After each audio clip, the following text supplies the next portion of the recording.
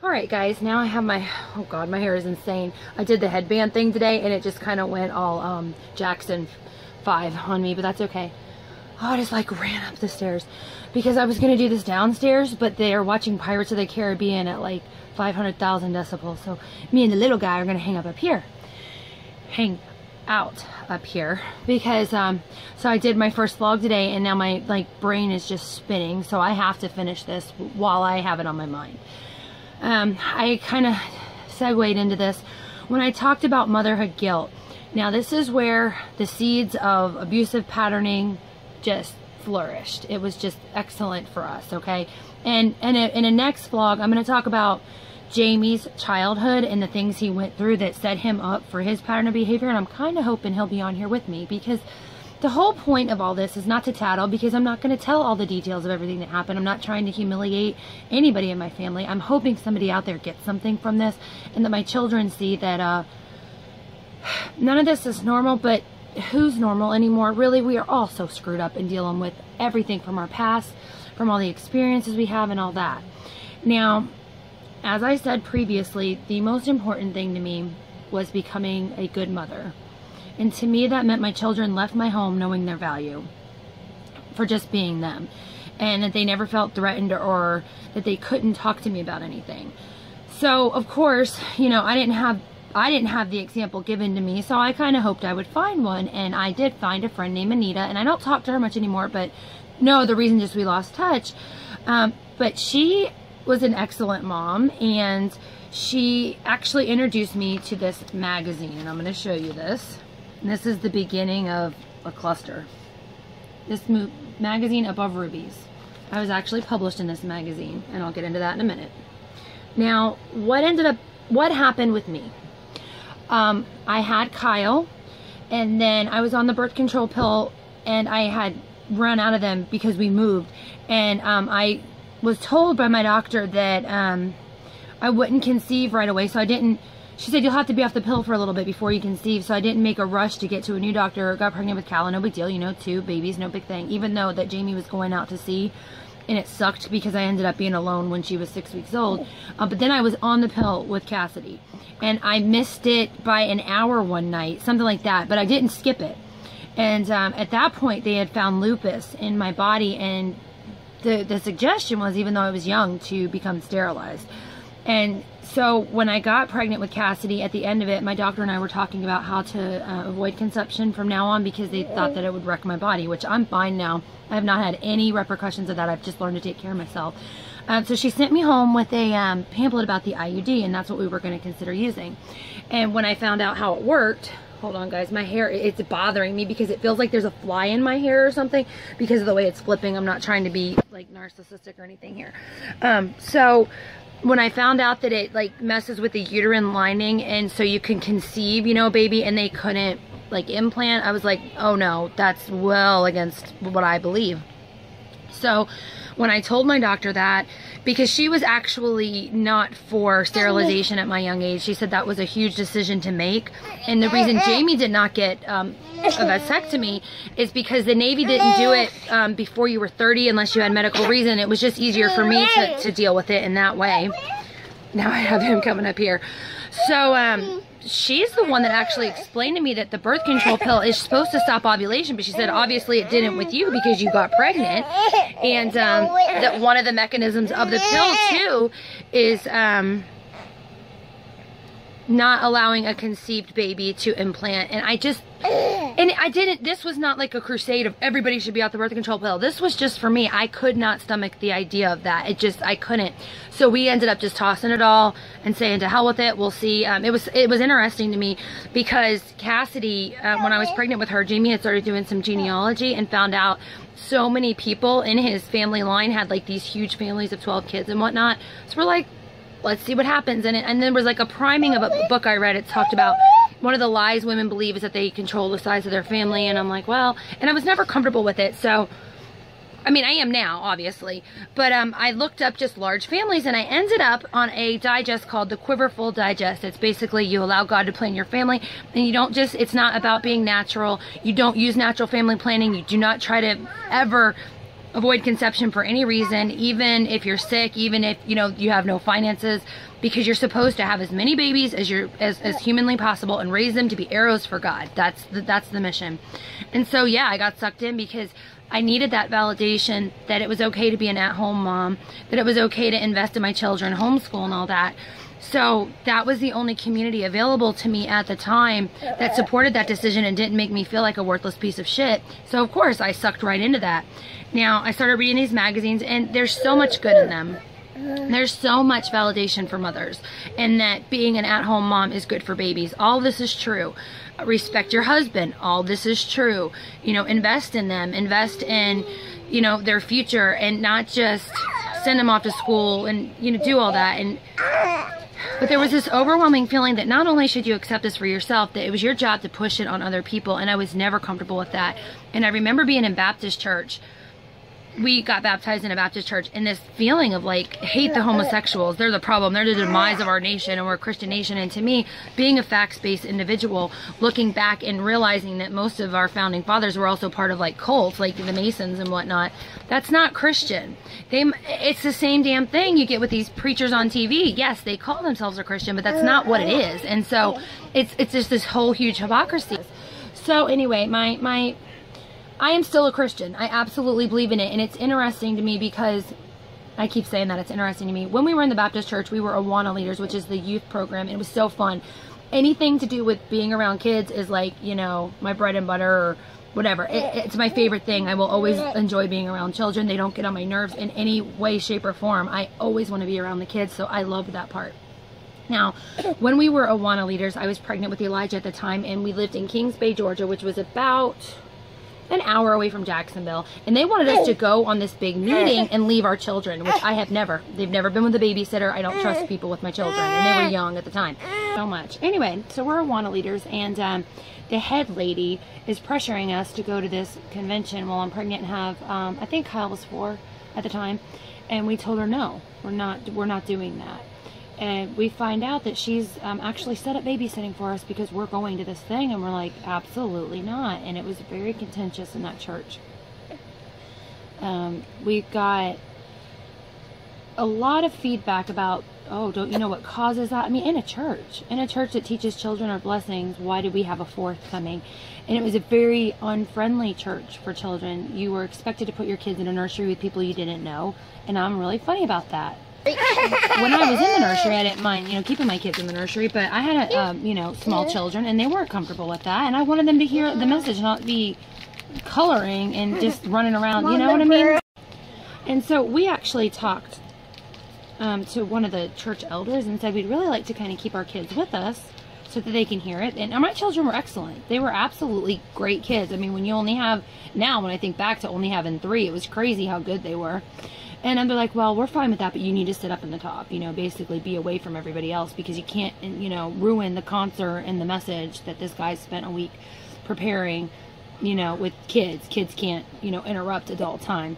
So we did. We're up there, and being up there was interesting because you could see what a production the whole damn thing was. Like, the lights had to be just so, and you're wondering why that's necessary when you're meeting to worship God. Why all the people have to be impressed by the lights and the sound and all that. It's just, it's so weird to me, and it's still so weird to me.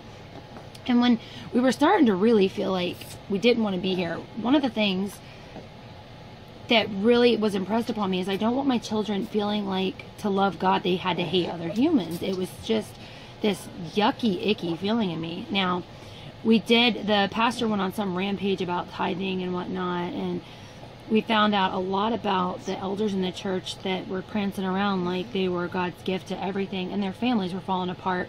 Their wives were disgusting to them. Their kids were completely out of control, and we're like, why are you having anything to say to people about how to act when you're not paying attention to your children, which is biblical? No man is supposed to be a leader of any congregation or anything if his children are not, you know, attended to. It's not even in the Bible. At that point, you know, I hadn't read the Bible as much. I had just gone to church and had them tell me what it said. When we pulled out of church, the Awana leader was super pissed off and said God would never make you leave one church unless he told you where you're going. And I started reading the story of Abraham. I'm like, really? You know, kind of bullcrap. And so we bounced around from church to church and saw some really ugly things. We went to one, and we, like I said, we brought our children with us in the congregation, and y'all, I should have got freaking Parenting of the Year award with how beautiful my children behaved in this very boring environment. They didn't make a peep.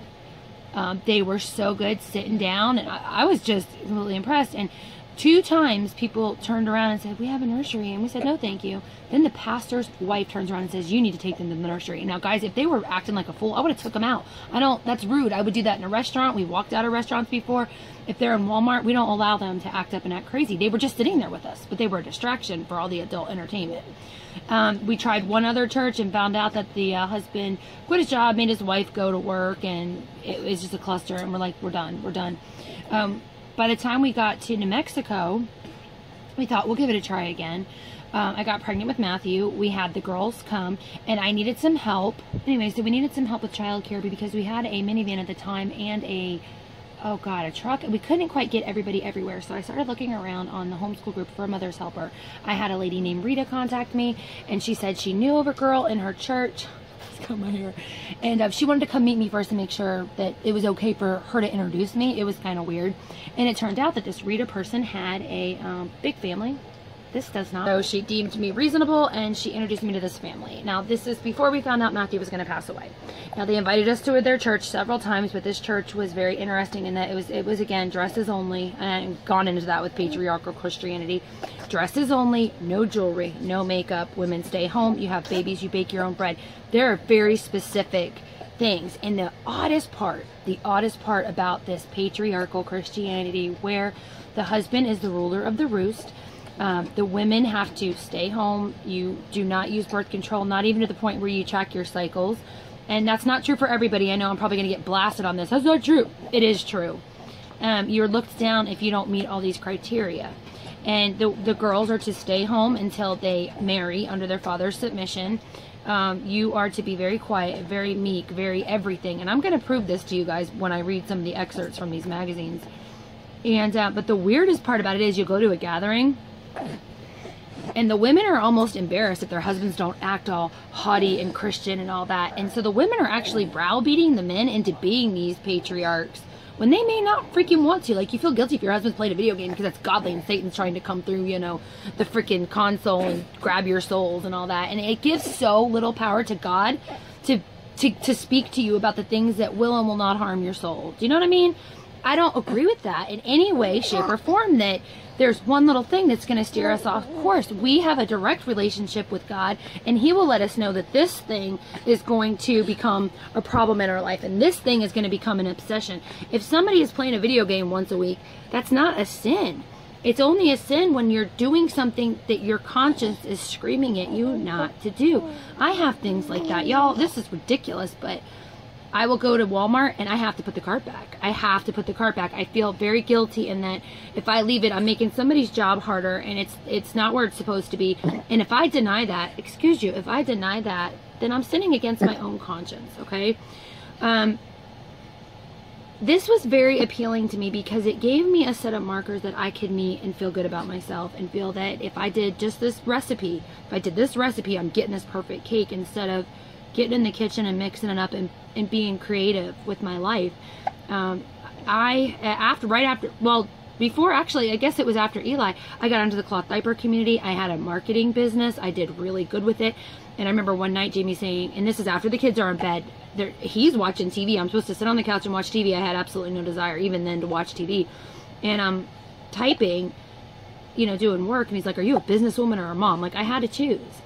And that's just such crap. I mean, yeah, my primary responsibility was always going to be the children, making sure they're fed, clothed, nurtured, loved on, invested into, in their interests being invested into, doing everything I can, taking them on errands, taking them to the park, and doing that. But after 8 o'clock at night, there was absolutely no reason for me to have to put on a halo and sit there and entertain my husband that wanted to do something different. There was never any expectation for him to maybe sit with me and work with me. There was always, your husband is the king of your house, and no matter what his demands are, you meet them. Period. The end of discussion. And I got into reading Created to Be His Helpmeet. And there was some good stuff. There's always good stuff. I always say chew the meat and spit the bones. If you're learning how to respect another human being, great reading material. But when you're learning how to disrespect yourself to respect another person, no, bad, bad, bad. I accepted that though, and of course Jamie did. I mean, because he's getting the holy living shit pampered out of him. He gets whatever he wants, whenever he wants, however he wants, if you know what I mean. And I accepted that. Like, if he's happy with me, I'm doing my job. If he's happy with me, he's being kind to the kids. And it didn't matter that it bothered me. It didn't matter that I didn't physically in our sexual relationship get anything out of it, because if he did, no big deal. If I felt icky afterwards, well, I was just being selfish. If I wanted to go out with a girlfriend, I don't know, I shouldn't leave my husband to babysit my kids. You know, it's called parenting.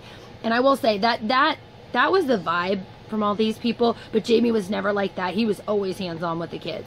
And he didn't love being home alone with them, especially if I'd go out with a girlfriend. There was that vibe of jealousy, but it was never bitterness towards taking care of the children. He has always been like up with the kids, changing diapers. He has never ever once, not in this marriage, ever once, that the kids are your job and I make the money. So that is one thing he has always had going on for him. And even though we have this dynamic between us that is unhealthy and bad, he has never projected that on my children. It's always been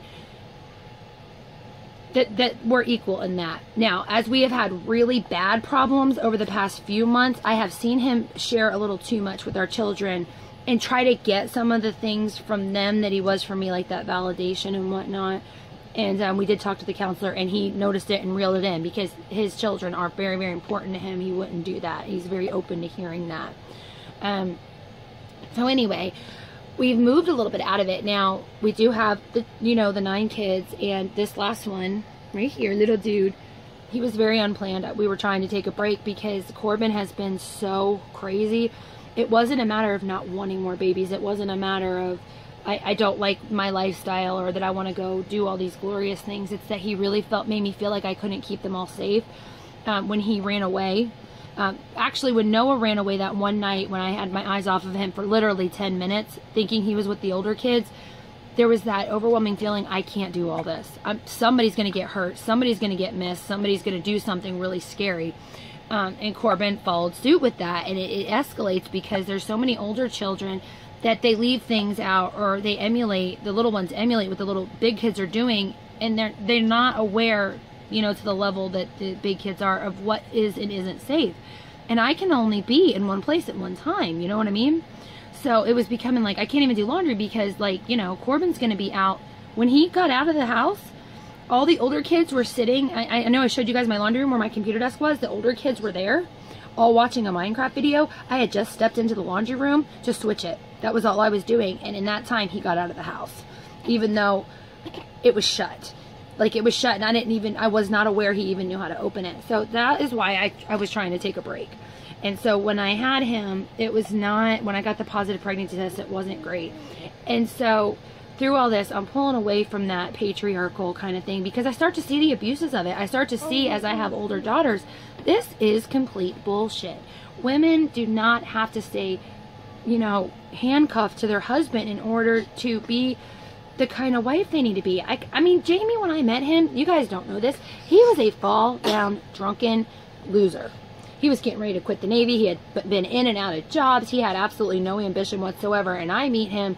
He goes through his power school, kicks that ass, goes through prototypes, kicks that ass, gets picked up for a special school in the Navy, does really well. And in the Navy, he gets his college degree, his first college degree. Also goes for this scholarship thing called a certification called the NRRPT, way above and beyond. It was a huge test. It took a whole lot. Special projects, all that. Then when he gets out, he tries to apply for a master's degree, but he finds out that the degree he got in the Navy wasn't quite enough, so he starts over again, and he got a 3.6 in one of the hardest nuclear engineering programs in the country, and nuclear engineering is hard. And a lot of what he did is even more than most masters in nuclear engineering across the country. And so, a 3.6, you guys, he had 5 kids, he homeschooled with me, and he kept a full-time job being a lead tech at a national laboratory that did lots of really scary stuff, and won award after award at this place. Like, The dude was excellent after, and I just kept motivating him and motivating him and motivating him. Now, anything I was doing, he always was kind of like, well, you know what I mean? Like, there wasn't that same support because he thought, I support you. You don't need to do that. And it was never about money. I'm not a materialistic person. You give me yarn and some crayons, I'm happy. I mean, I buy stuff because I like to, you know, wear clothes and eat food, but it was never about that. I knew. I mean, I think at this point, Jamie makes like $200 an hour. And when I was writing, you know, as a freelance writer, I might have made $20 a day. I knew that I wasn't going to compete with him. It was more about contributing. It was more about like, I'm going to write a few articles and I'm going to surprise him with this shirt that he wants. And not because he couldn't afford it, but because he wouldn't know it was coming because I bought it for him. It was that little things like that. Or being able to send money to a cause that was important to me. Because Jamie's not inherently giving, I will tell you that. And he's not a selfish bastard. He just thinks that, well, our family needs this and our family needs that. And I pointed him out, I said, our family's needs will never end. But are they as important as this other person that doesn't have food? You know, really? Really? So anyway, I am no longer steeped in that movement anymore. And the reason being is because it puts an undue burden on men to be something that they don't need to be. They're not even allowed to be guys. They're these like little pussies that like run around spewing out spiritual stuff and having to keep their wives under control. And then the women are feeling pressured like, oh God, my husband's not spiritual enough. I must be doing something wrong. I'm not giving him enough. I'm not doing enough. I'm not licking his boots enough. And like they deny that they do that, but then you get with these people and that's exactly what it is. I mean, the condemnation from these people is unfreaking real. Like I was on the Quiverful Digest and it was all about like, well, you know, I have like, you know, cancer, I'm going to die, but I should probably still get pregnant and just squeeze out one more for the Lord. I mean, it's just absolutely ridiculous and horrible. And you couldn't even talk about the struggles because if you had a struggle, you just weren't spiritual enough. You just weren't praying enough. There was no comfort. There was no camaraderie. And being a mom can sometimes suck. So I just got shat all over and I haven't had sleep in 3 weeks. And I really just want ice cream without somebody grabbing it from me. Nobody could say, you know what? I know it sucks and you're doing a great job. It was, well, did you spend time with the Lord today? Because that is really what your problem is. Yes, I spent time with the Lord today crying out, dear Lord, help me, because now there's freaking spaghetti all over my living room from where the babies have just thrown it. There was no grace. There was only grace being given that you were expected to give to everybody all the time, and none was measured out to you. And I know the Bible doesn't speak to that. It speaks to your husband to love you and to care for you as he would his own body. And husbands don't abuse their own body, so they sure as hell should not be abusing their wife's body. Now, I'm going to put the bottle back in his mouth, and I want to read you something that just absolutely disgusts me, okay? This is a article about divorce in this Above Rubies magazine. And it talks about why. The Bible talks specifically about marriage being a covenant, that you don't break it. It's not a contract, it's a covenant between you and your husband and God. Now, something that I like to say is I didn't involve God in my marriage. I ran to the courthouse 50 days after I met a man that I slept with the first day I met him, or the second day. Real godly there. That's the truth. Met him on a Thursday night, went out on a Friday night, ended up at the lake at Lake Monroe for all my Florida friends in his truck. It wasn't exactly a Duggar kind of courtship, now was it? So it was an intentional decision later to add God, and mostly so that I had a measure to meet to be the right kind of parent that would not lose her children. It was never a relationship of mutual love and even intelligence. I was completely ignorant of what the Bible said, but damn it, I knew I was going to tell you how you were going to live it. No more. None of that. There's no way. And the farther I get from the Christianity crap, and I don't mean being a Christian and believing on Jesus. I'm talking about the legalism, the be in church every time the door is open, the hate everybody that's not, you know, taking back the country for God.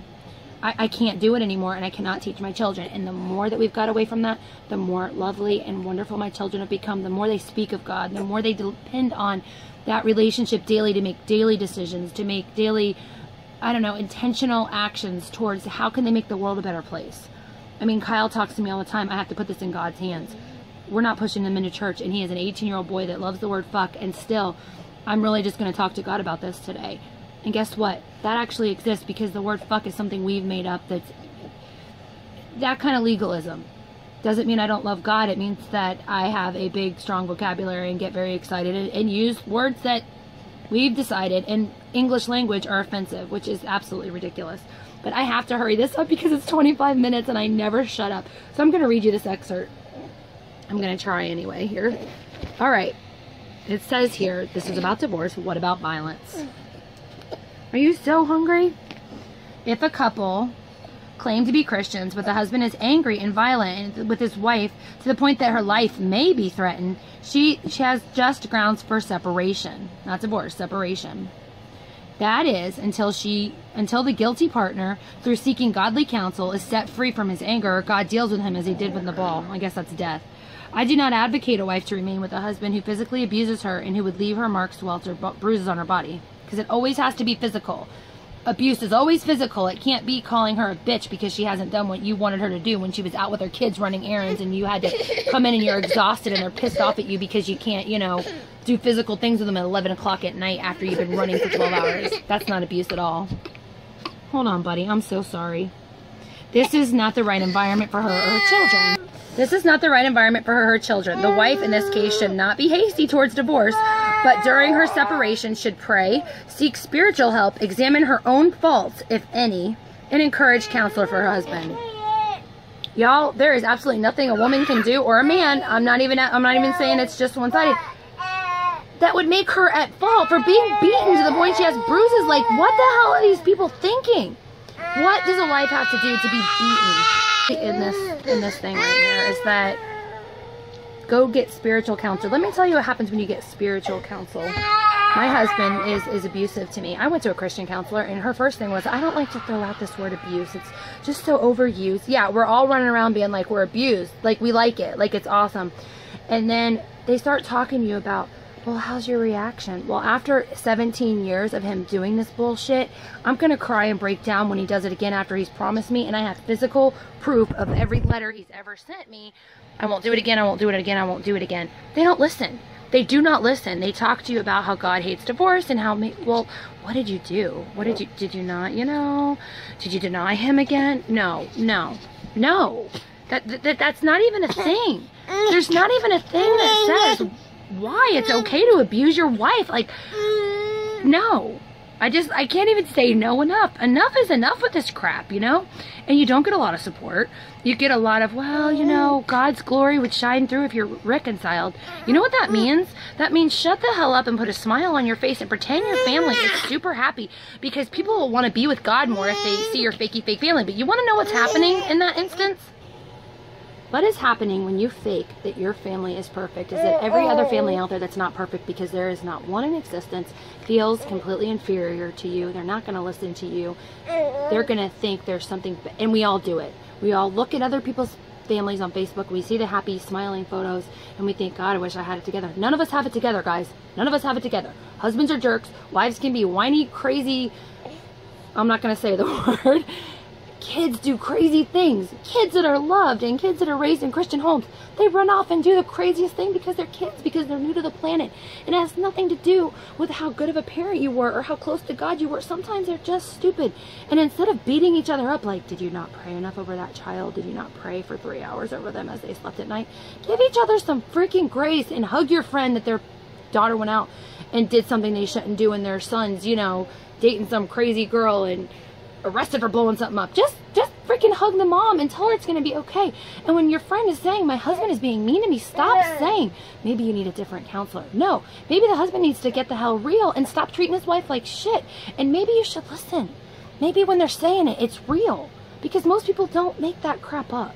If you've known somebody and you know they're true and they're honest, if they finally come out and say it, err on the side of belief. Especially the Christians out here watching it, err on the side of belief. Stop this crap.